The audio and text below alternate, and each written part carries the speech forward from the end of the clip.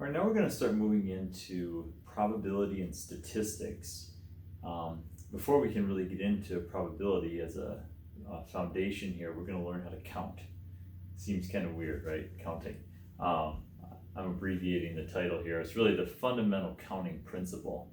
We're going to start to look at different ways of counting options, whether they're combinations of things or permutations of things, or just different possible outcomes. And so that way we can look at looking at probabilities of events later on. So counting is important, and you may not have thought we'd learn how to count, but that's what we're going to do here. So here's just an example.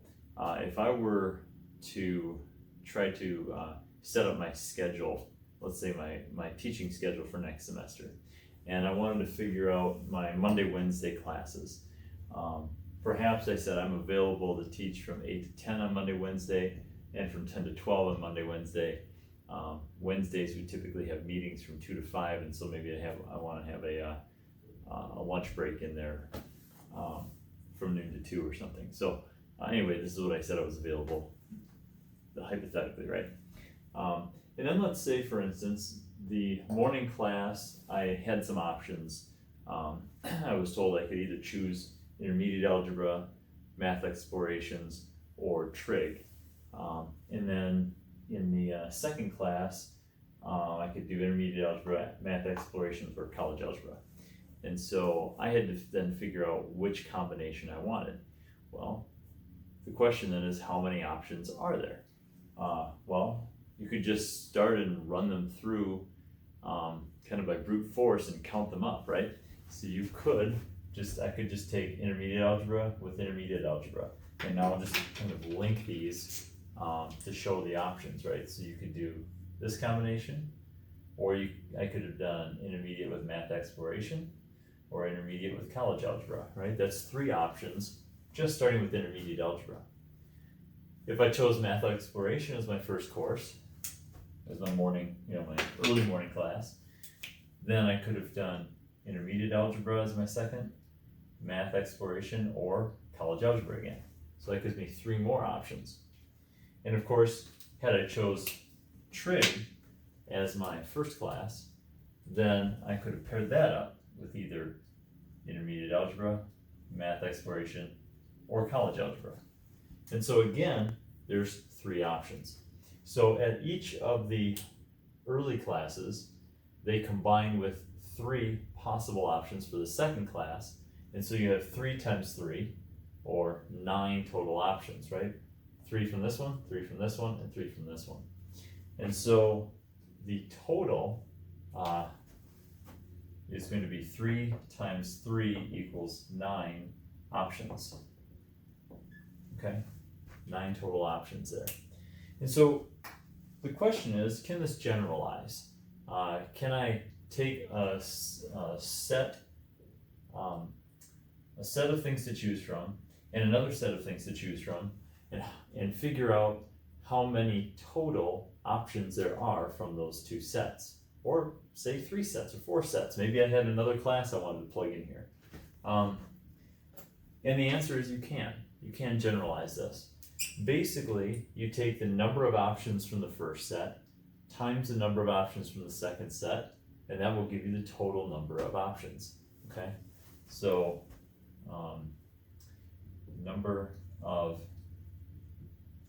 options from first set multiplied by the number of options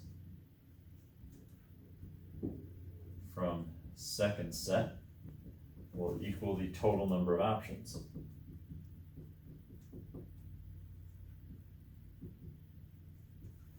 Okay, and that will always be true. Now, of course, maybe I throw, like I said, a third class in there. And let's say, for instance, maybe I wanted to put in, maybe my meeting times got moved and I could fit in a 1 to 3 class in the afternoon. Okay, so then, and maybe my options are a little more limited in the afternoon. Maybe I could only get a Calc 1 or a Stats. and those are my options. Well then, at the end of each of the other 9 options, I could then tack on additional 2 more options, right? So I could do intermediate algebra followed by Calc 1, or followed by stats. And I could do intermediate algebra, math exploration, Calc 1, stats, or college algebra, Calc 1, stats. Or then I could start with math exploration. So you're just kind of like mapping through all these different paths, connecting the 3 different classes together. And what you would end up with in this case, with 3, 3, and 2, is the product of 3, 3, and 2 to give you the total number of options. And so here, you'd have 3 times 3 times 2, which is 18 options. Okay, so you can see that just with a small number of possible classes, my schedule has 18 different possible outcomes. And that's quite a large selection to choose from. Now, this could change based upon, I could have maybe 5 classes to choose from, or maybe other times to put in there. And so these scheduling type problems can become quite complicated. Another example might be, the clothes you wear on a given day. Might sound silly, but it's a good example. Just decisions you have to make throughout the day, right? So let's say, based on the weather, maybe I have some options. I could either wear a t-shirt or a hoodie, right?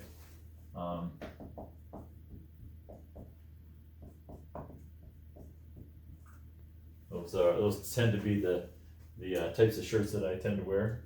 T-shirt, hoodie. If it's warm, t-shirt. If it's cold, hoodie. And cold to me is probably warm to most people, but anyway. So I got those options, and then from each of those options, maybe for pants, you could wear jeans, you could wear shorts, or maybe I like to wear cargo pants once in a while. Jeans or cargo pants, so we could do that. So jeans, cargo, or shorts. There we go. So jeans, cargo shorts, or cargo pants or shorts. And so the options here, well, I could wear a t-shirt with jeans, a t-shirt with cargo pants, or a t-shirt with shorts. Or I could wear a hoodie with jeans, a hoodie with cargo pants, or a hoodie with shorts. Okay? And so with each of the original 2 options, I have 3 branching from it. So 3 and 3 makes 6, right? And so the final solution here, the number of options is going to be 2 times 3 equals 6 options, right?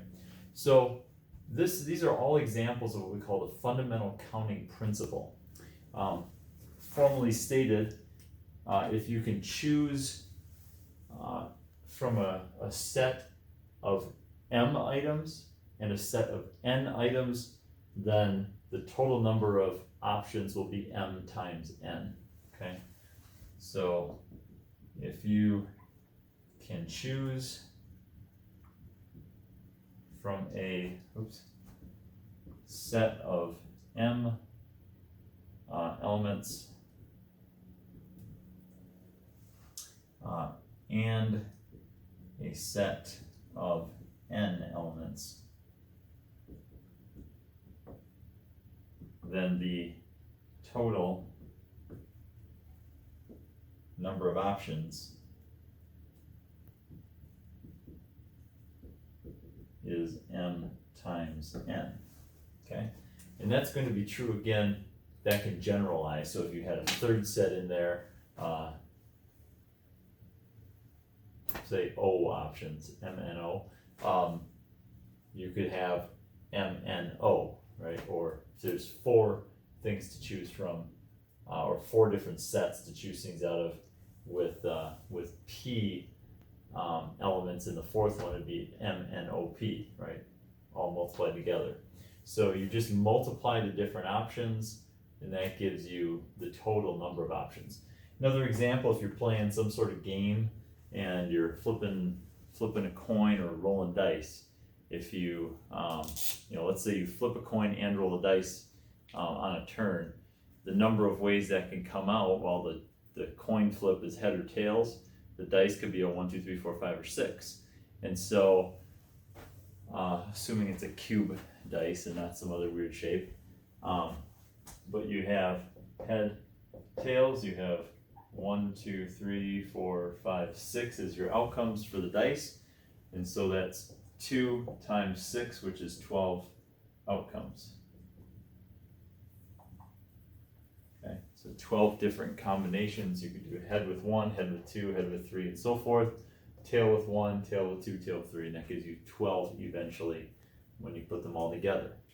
Alright, so it's always the number of options from the first set times the number of options from the second set times the number of options from the third set, and so forth until you've used them all up. Basically, you're multiplying them all together.